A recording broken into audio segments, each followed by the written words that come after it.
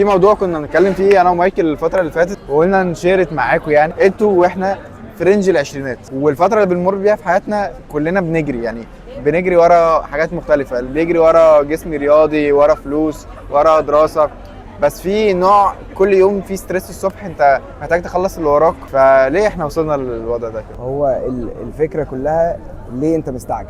ليه في سن العشرينات ده كل حاجه دلوقتي ظهر لنا اللي احنا لازم نكون نعمل حاجه بسرعه، نعمل فلوس بسرعه، نعمل شهره بسرعه، نستقر بسرعه في كل بقى اي بند في حياتنا، لازم كل حاجه دلوقتي تبقى بسرعه. يعني زمان ما كانتش كده. اه يعني على ايام باباك وبابايا يعني كاريزم اقل، تحس اللود على الواحد اقل من كده. يعني السوشيال ميديا واحده من الاسباب اللي طبعاً. وصلتنا من لكده. اهمهم كمان كل السوشيال ميديا دلوقتي بتبين لك ان شاب عنده 20 سنه بنى حاجه كبيره جدا وبقى مستقر ماديا وعنده جسم رياضي فظيع وعنده شقه وعنده فلوس وبيتداول وبيعمل. هل دي قاعده؟ هل انا لازم ابقى كده؟ لا. هتلاقي واحد نزل عمل لوكال براند وبقى يبيع ملابس ب 3 مليون جنيه في الشهر، واحد عمل ابلكيشن اتباع بملايين وفلوس كتيره بسرعه. فده اكتر حاجه بحسها بتحسسك ان انا ليه ما بعملش زيهم. انا 21 سنه وعملت 2 مليون جنيه في الشهر، طب ما انا عايز اعمل كده. فانت بيتحط عليك لود كل يوم، انا محتاج اعمل فلوس، وده بيخليك اللود ده بيخليك مش عارف تعمل حاجه. انت دماغك بتبرن اوت، مش عارف تفكر، انت على طول حاطط في دماغك اللي انا لازم ابقى كذا في السن كذا. من كتر الضغط اللي انت حاسه، الضغط النفسي اللي انت فيه بيوقفك ان انت تعمل حاجه. فلو بتفكر في حاجه هتلاقيك بتتشتت، ولازم يكون في معايا مبالغ ولازم اكون مستقر. طبيعي في البيزنس انك بيبقى الجول انت ازاي هتعمل قيمه مضافه. بالظبط. اللي هو انا مثلا هفتح مطعم، ايه اللي هيميزني؟ في بدايه اي براند بياخد مثلا 3 شهور ولا حاجه عقبال ما تبدا تطلع للنور وتبين الايدج اللي عندك. طب هو انا في الجامعه اصلا مطلوب مني اشتغل؟ مش هنبقى ابهات بقى وبنقول الكلام ده، بس اكيد هي دراستك هي الاهم، اكيد انت المفروض تركز فيها اكتر. اللي انت بتعمل حاجه زياده دي حاجه حلوه، بس مش لازم انا مثلا في الجامعه اللي قاعد جنبي انا عارف ان هو عنده بيزنس وشغال وبيجيب فلوس وبيعمل، فانا اقوم سايب كل حاجه وعامل زيه. بالظبط. لا، هو بيعمل حاجه زياده دفع ضريبتها وعملها، مش لازم انت هو مفيش حد بياخد كل حاجه، خلي بالك. بالظبط. يعني هو اللي ما عنده بيزنس هو هتلاقيه دراسيا مش قد كده، هو استغنى عن الدراسه مقابل البيزنس اللي هو شغال فيه دلوقتي. بالظبط. فانت محتاج تحدد، انت محتاج تركز في دراستك. والدراسه هي مشكلتها ان هي العائد بتاعها ما بيبانش دلوقتي. طبعا. يعني انت دلوقتي في كمبيوتر ساينس درست برمجه وباك اند وتفاصيل، قعدت سنه تدرس تراك عشان تشتغل ويبقى معاك فلوس كتيره، بتاخد وقت عقبال بقى ما تدخل شركه في الثانيه في الثالثه او تبني ستارت اب وتجيب كلاينت. فموضوع الدراسه ما بيجيبش همه بسرعه، ولكن على المدى البعيد هو اكتر حاجه مضمونه. انت لو معاك دايما سكيل، يوم ما تعطل هتشتغل بيها. طبعا. فحاسس ان هي فتره الجامعه محتاج يبقى في بايوريتيز بالنسبه لك. طبعا. انت بعد ما تخلص مذاكرتك او بعد ما تخلص دراستك تدخل في حته وعندك وقت انك تجيب فلوس.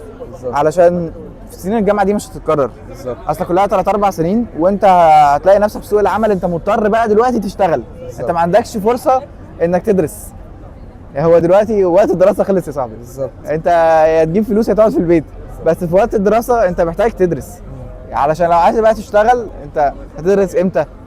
فهتلاقي نفسك في حته وحشه قوي بعدين. بالظبط. واللي قاعد جنبك ده اللي فتح بيزنس، هو ضحى بالدراسه وفتح البيزنس، فهو دلوقتي ممكن يكون معتمد 100% عن البيزنس ده. البيزنس في العالم ممكن في ثانيه يقع، شركات كبيره وهيئات كبيره في ثانيه بتقع.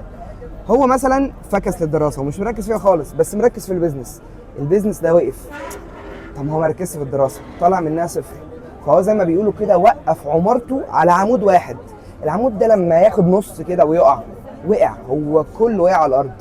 فلا، لو هتعمل حاجه اعملها، بس برضه يكون في جزء، وهو المفروض بيكون الجزء الاكبر انت مركز في الدراسه اللي انت داخلها. والتعليم في الاول وفي الاخر هو بيفتح مدارك في الدماغ. يعني انت لو مش هتشتغل بتعليمك فانت بيفتح لك بوينتس كده، انت بتفرق في تعاملك في شغلك، في الطريقه اللي بتنظم دماغك بيها. الحاجات دي انا بحسها في كمبيوتر ساينس وهندسه اكتر، بس الفكره انك تتعلم ده مهم لشخصيتك. طبعا. وبعدين بيجي الشغل. فاحنا محتاجين دايما نرجع للبيز بتاعنا. هو انا دلوقتي عندي كام سنه، والطبيعي اللي انا بعمله في حياتي ايه، وانا بعمل ايه دلوقتي. لو انا في فتره الجامعه فالطبيعي ان انا اخلص مذاكرتي، ادرس كويس، ابقى شاطر في مجال دراستي، بعد كده احاول اعمل فلوس سواء بقى في مجالي او بره مجالي، افتح بيزنس، افتح ستارت اب. وخلي بالك الموضوع بيبقى باين انه سهل في الاول، بس مع الوقت هتلاقي ان في حاجه بتيجي على حاجه، انت محتاج تقف، انت محتاج تكمل في ايه دلوقتي. بالظبط. ومعظم عامه الناس في العشرينات لما دي حاجه وحشه جدا، الفومو. انت داخل في حاجه ان انت خايف ان انت تفوتك او ما تعملهاش. انت ممكن تفتح بيزنس وانت 30 سنه وانت 40 سنه، وشخصيات كبيره نجحت على خبر. مش لازم وهو 20 سنه يكون عامل كل حاجه، لا. فحته الفير اوف ميسنج اوت دي صعبه. انك ما تستعجلش. بالظبط. ما فيش حد بيجري وراك، هو السن ده سن تجربه واستمتاع. فحتى لو انت عملت حاجه وما ظبطتش اديك بتتعلم. بالزبط. كل تجربه بتدخلها تتعلم منها، وده اللي بيكون شخصيتك عشان لما تكبر، لما يبقى عندك 30 سنه يبقى عندك اكسبيرينس كتيره في حاجات مختلفه، وتبقى ناضج كفايه انك لما تاخد ستيب تبقى شاطر فيها. بالزبط. فهي فكره تجربه، هتتعلم في مسابقه هتدخلها، هتتعلم في دراسه هتدخلها، هتتعلم في تراك تدخله، تتعلم في بيزنس تدخله، تتعلم في تدريب تدخله. هي في حاجات كتيره بتتعمل دلوقتي وانت مش عارف هتفيدني بايه، وحاجات بتدخل وتطلع منها وتحس انك ما استفدتش حاجه. فاكر الايفنت اللي كنا فيه مثلا بتاع الايفنتات واليو ان والحاجات اللي زي كده؟ احنا يعني الفايده المباشره منه احنا كنا اورجنايزرز، استفدنا حاجه بس استفدنا في حاجات كتيره قوي، ككونكشنز، كتجربه نفسها، كتعامل مع اجانب. ففي حاجات احنا بنعملها في الفتره ديت، فتره الجامعه، ملهاش فايده دايركت، ولكن ده بيجي بعدين، وده بيتناقض مع جين زي اللي هو انا عايز اعمل ده دلوقتي عشان اجيب مليون جنيه. طب ما لو كل حاجه هتبص لها بالفايده الدايركت بتاعتها مش هتعمل اي حاجه، او اللي هتعمله ويفشل هتقعد تعيط عليه. بالظبط. حتى كان في دراسه كده اتعملت بيقول لك متوسط سن المليونير 56 سنه. ده الافريج. ده الافريج. المليونيرات 56 سنه. متوسط الناس اللي بتستقر ماديا 30 سنه. متوسط الناس اللي بتبقى ثابته مهنيا او خلاص بتستقر في الكارير بتاعها 35 سنه. ده متوسط الناس في العالم كله، دراسه. فانت دلوقتي مش مطالب منك كل ده، عملت ده خليك عارف ان انت في السن ده هتدفع ضريبته 100%. انت لسه بقى شباب، لما تقع هتقوم تعمل حاجه تاني.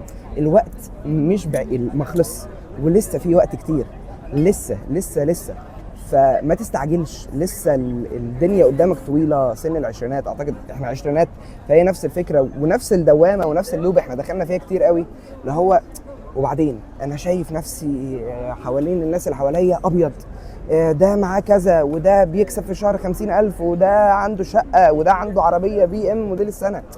انا مش لازم ابقى كده، يمكن ده مش مكتوب لي دلوقتي او ده مش وقتي، بس اكيد هيجي لي وقت. ما طالما انا عندي الاصرار ان انا اعمل حاجه زي كده هعملها، بس بالتايم لاين الصح. كل وقت، ويعني زي ما بيقولوا كل شيء وليه اوانه. الاوان ده او فتره الشباب هي اساس الدراسه واساس التجارب واساس التعلم. بعد كده هتبدا بقى تشوف كاريرك وتبدا تستقر مهنيا وماديا وكل حاجه. فتيك ات ايزي يعني. ولكن الفكره انك تسترس نفسك انك لازم تحقق الاف الدولارات النهارده، ولو ما عملتش كده يبقى انت هيرجعك لورا، مش هيقدمك. انك تعمل شغل دي حاجه حلوه جدا، هتعلمك كتير، بس المشكله في الاوفر ستريسنج بتاعها. انك ما تبقاش كل يوم ضاغط على نفسك انا محتاج اعمل فلوس النهارده، وانت لسه مش في سن المفروض تعمل فيه فلوس اصلا. يعني هو الطبيعي ومن 10 20 سنه اللي في الجامعه ما بيشتغلش، واللي بيشتغل بيكون قله قليله يعني.